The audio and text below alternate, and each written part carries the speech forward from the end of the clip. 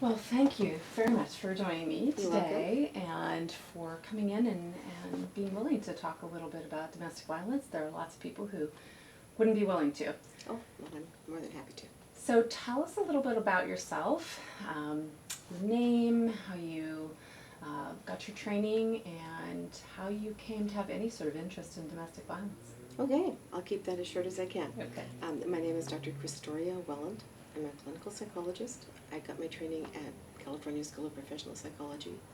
I graduated in 1999, so not too long ago. Prior to that, I worked as a social worker for 2 decades. So I've mostly worked internationally most of my life. Huh. I did become interested in domestic violence while I worked in Mexico, starting in 1976, so that's 35 years ago, a long time ago. And I've worked with the Mexican and Latino communities since then, so all that time. I became interested because as a social worker, I was visiting families. Sure. And I came to know many, many women who were victims of domestic violence. And it piqued my interest. I also knew their husbands many times, and I was baffled about why this happened. And so when I changed careers and I went into psychology, it was a kind of a natural fit to want to focus on domestic violence in the Latino community. And in my first year of graduate school in '95, I was invited to do a group of violent Latino men. It was a paying job. And the first thing they did was hand me a curriculum in English that was written for Americans, and they said, here, use this, just translate it as you go. And I got my dissertation topic really the first day that I worked there, because the program was just not appropriate for them. What did you find was inappropriate? What didn't work in that translation, either of the techniques or... Well, I did the translation. There was no translation. What didn't work for me was the theoretical orientation. So really the basis from which they were coming, from which you were supposed to be teaching the guys in your group what was appropriate and inappropriate behavior towards their partners. Have you found that there is a different theoretical orientation or perspective that works better in treating a culturally diverse population like the Latino community? I think that's a really good question. I actually think that a different orientation works better for everybody, no matter what ethnicity they're in. Do tell. Yeah, the program that I was originally using was the Duluth method, which was the only method that was approved in 1995 in San Diego County. And 2 years later, I began to work with David Wexler, whose orientation is cognitive behavioral, based on self-psychology treatment, so a very different approach. And I like a compassionate model rather than a instructional or penalty model, if you will. Right, and so, just right from the get-go, I was expected to walk in there and have them all tell me, why they were such bad people and why they had committed this crime. And basically, just to summarize, to start really almost scolding them based on their gender roles. Yeah. And so the very first session is about equality, which I think... Wait a minute, how can it be about equality it if is. you take this power position and you put them subordinated to you? Right, no, but the very first session is about them being in control and them having women under their feet. And so, especially since this is a population that's court-ordered, they're not there voluntarily, they don't come in with a good attitude, 95%, 99% of the time. It doesn't matter the Latino population or any population, and people that are court-ordered don't, that's not something that they would choose spontaneously. Right, and so I've had the good fortune of working with many different ethnic groups. I worked at the Navy for a long time. I worked at a community organization in El Cajon, California. And so I've worked with lots of different ethnic groups, and I found that this approach doesn't work really very well with anybody. To come at them kind of in a way where you're exercising authority and telling them what they should think doesn't appear to work very well. Plus, you're speaking about the feminist model, which for them is just not something they want to hear and not something they agree with, and something that they're actually very much against, especially in the beginning. And so...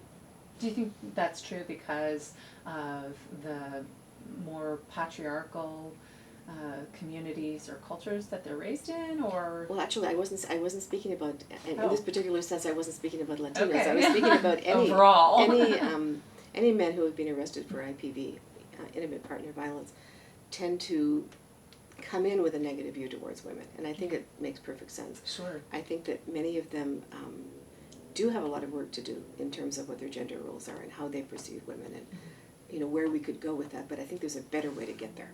So you know that includes the community of Mexicanos that I work with here, as well as Latinos in general.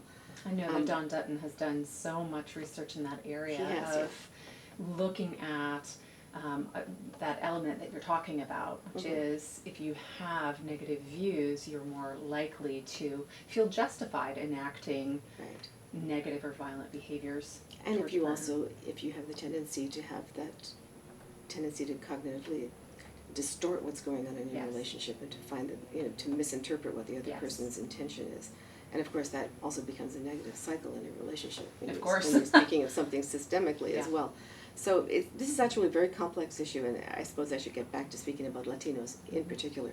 You mentioned the patriarchal view, and you know, I wanted to say right from the get-go that I think it's important to recognize that Latinos in general are not necessarily more patriarchally inclined than most other cultures in the world, and I think that can be it can be a sore point, and I certainly would never come in with that impression, and I certainly would never want to give that impression to the guys in my group because they're already feeling stereotyped. Right. And the way that I devised my new program, which is called Sin Golpes, well, it's not new now; it's been around for 10 years.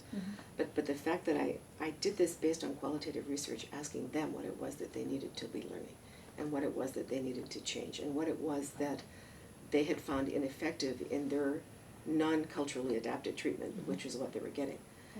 From other people. And so I got some actually really, really interesting results.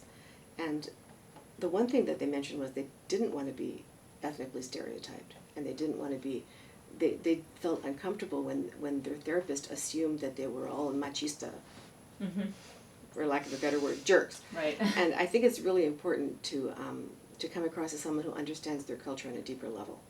You know, I've lived in Mexico for 8 years. I've worked with Mexicanos for 35.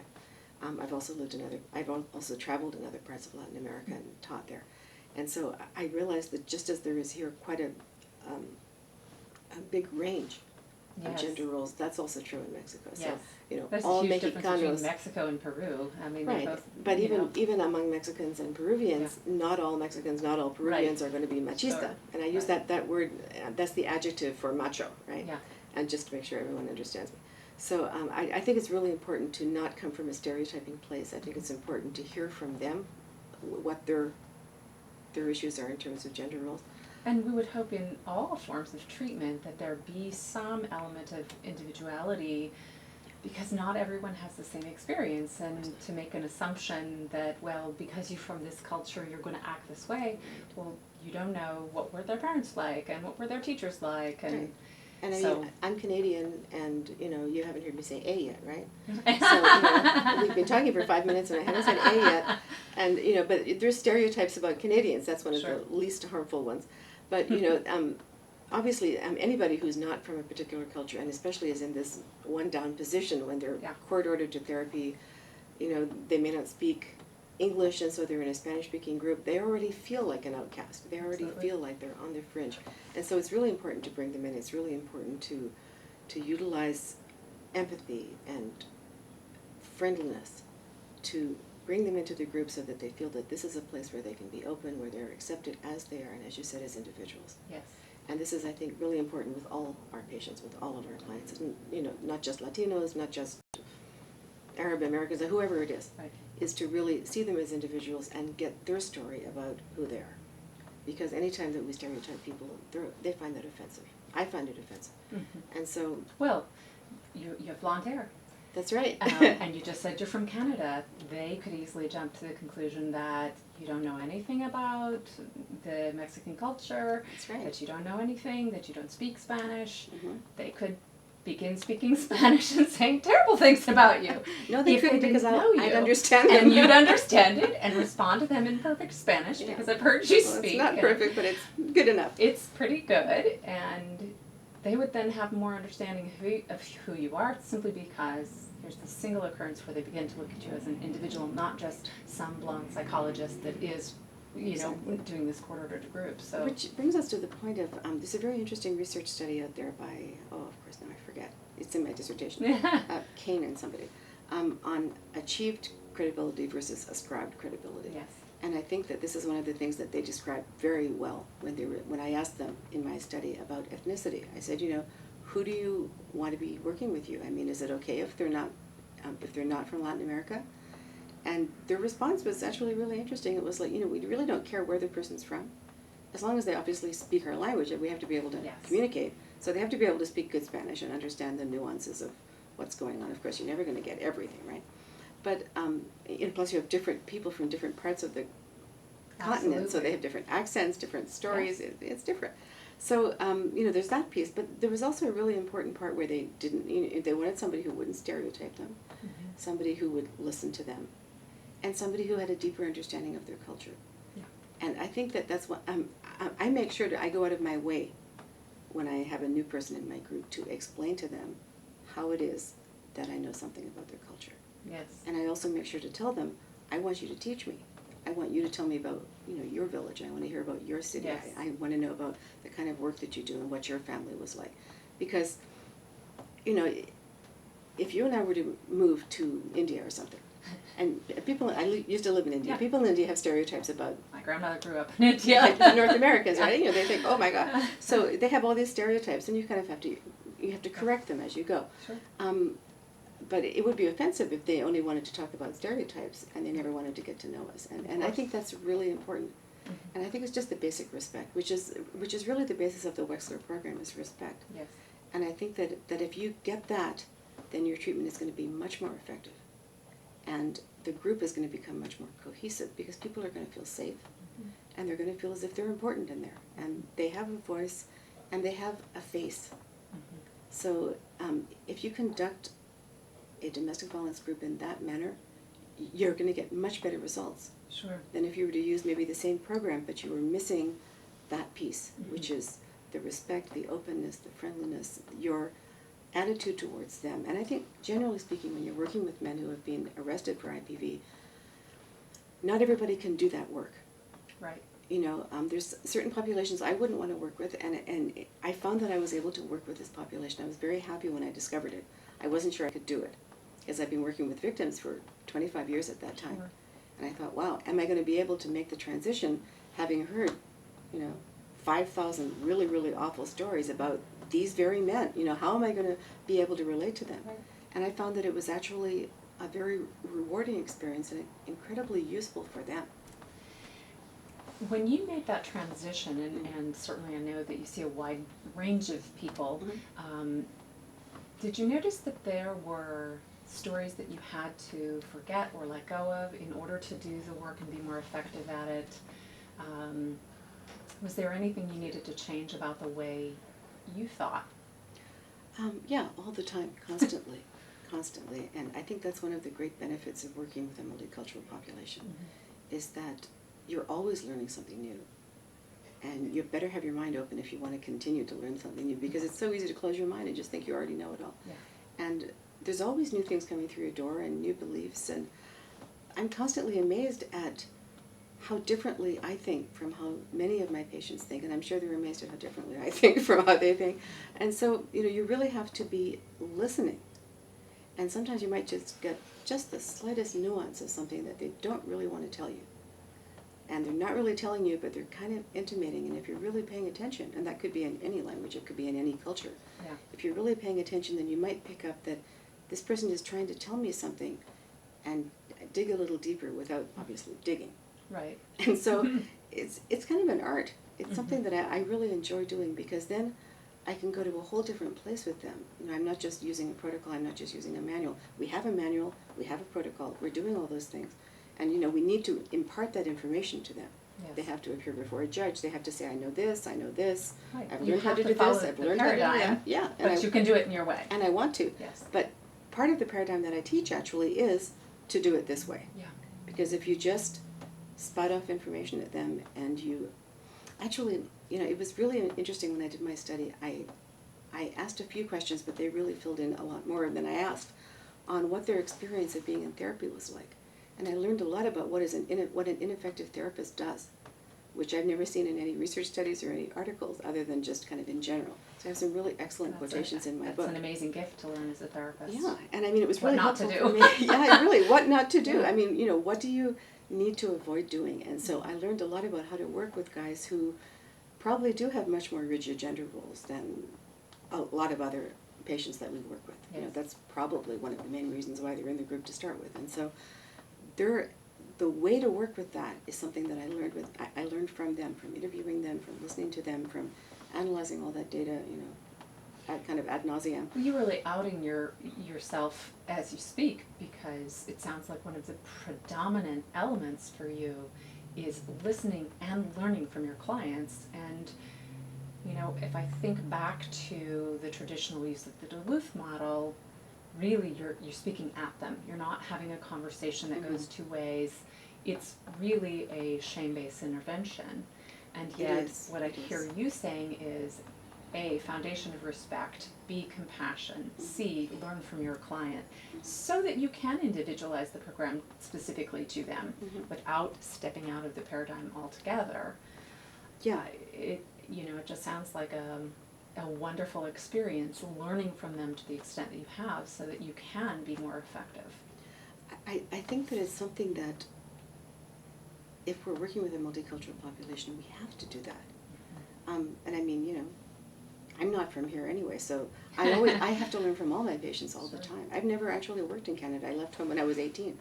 I've lived in, you know, lots of other different countries, and I've had to learn those cultures, but I almost consider that to be an advantage, because it forces you into the position where you are on the side of the person who doesn't know and who's learning from your patient. And obviously a person who's teaching you is much happier than someone who's just sitting there listening to you drone on about gender roles and, you know, what they consider to be, I'm going to say this, I know it's a little politically incorrect, but I have learned over the course of the last 15 years to not use the word feminism in my group.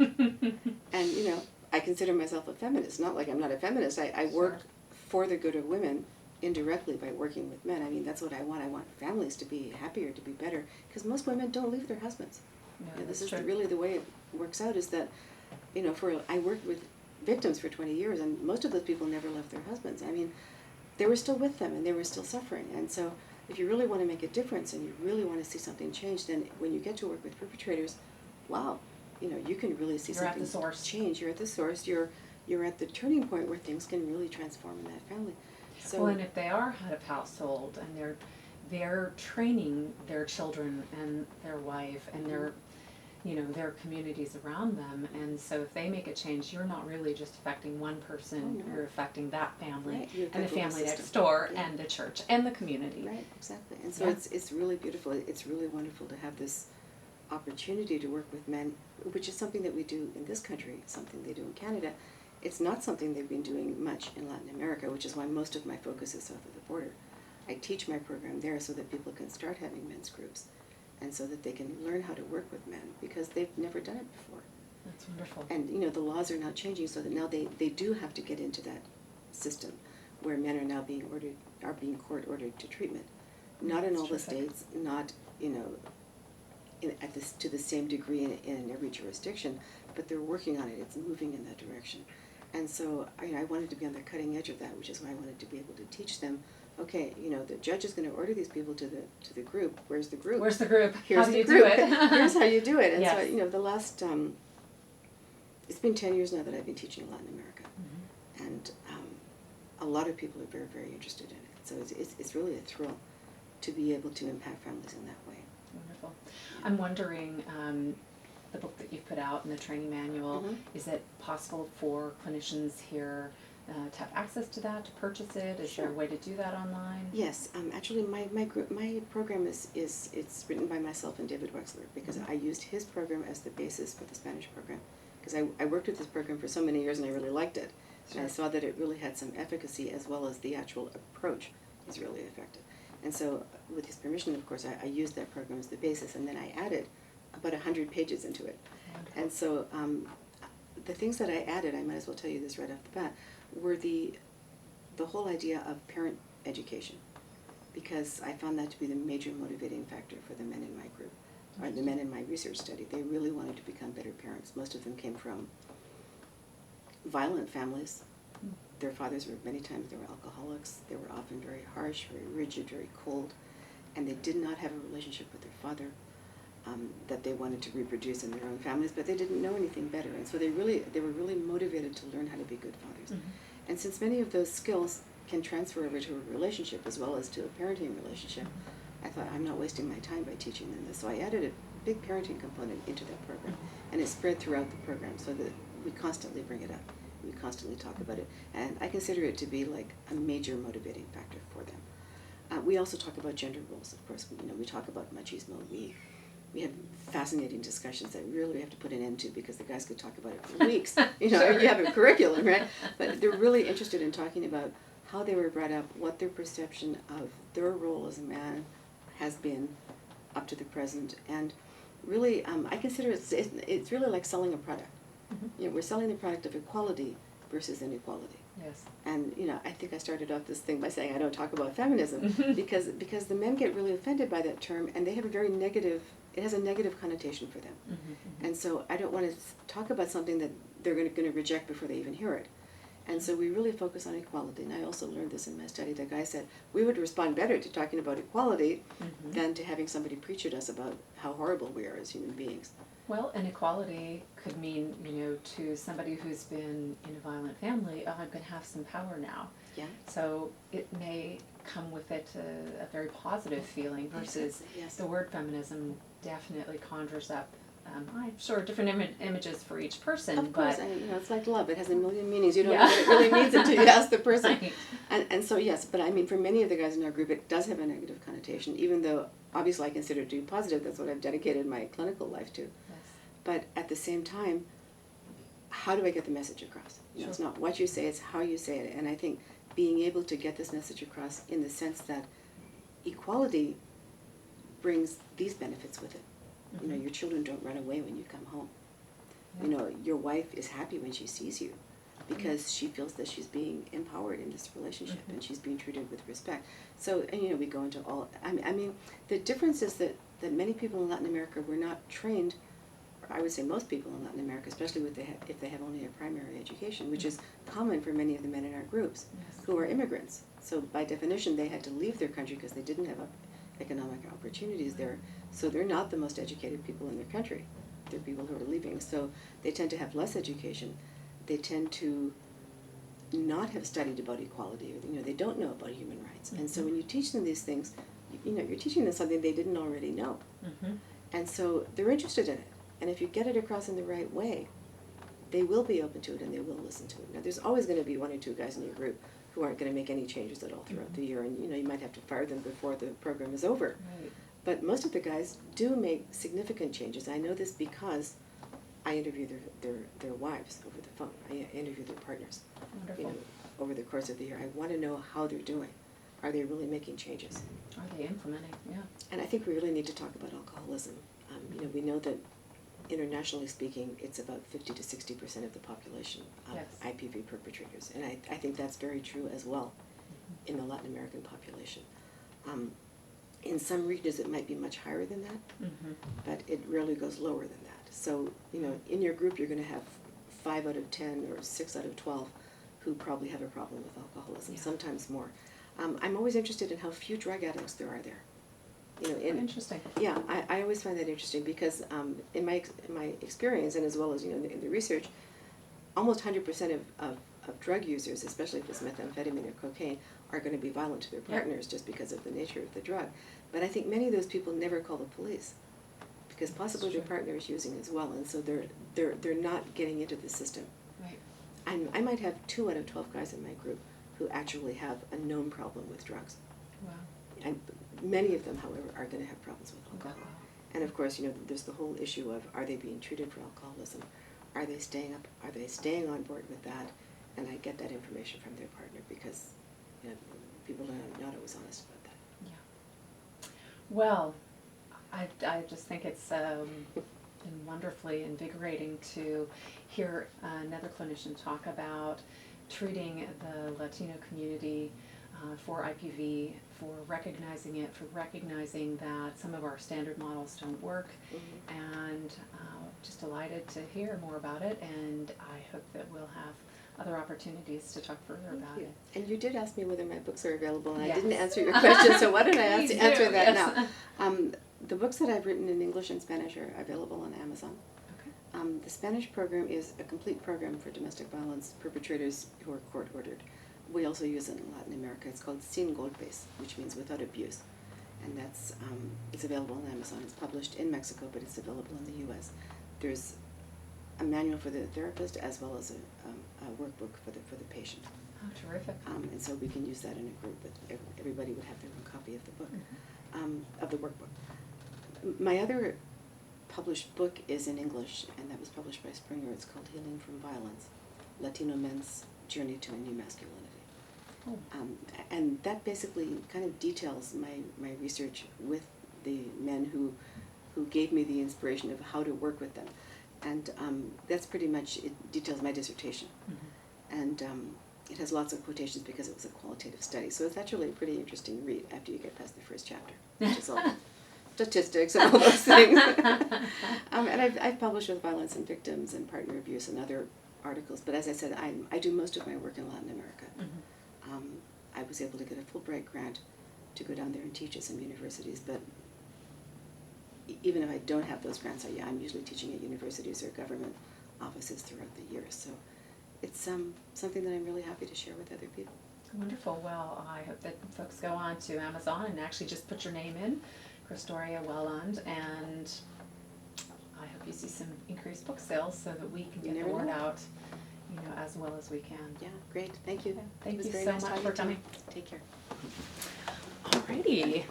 So are we done? Yes, I we're need to go good. home and cook. I'm having some of the migrants over for dinner tonight. All right. This young man made his first communion on Sunday, so I was the catechist, so he's coming over to have dinner tonight. We're having mole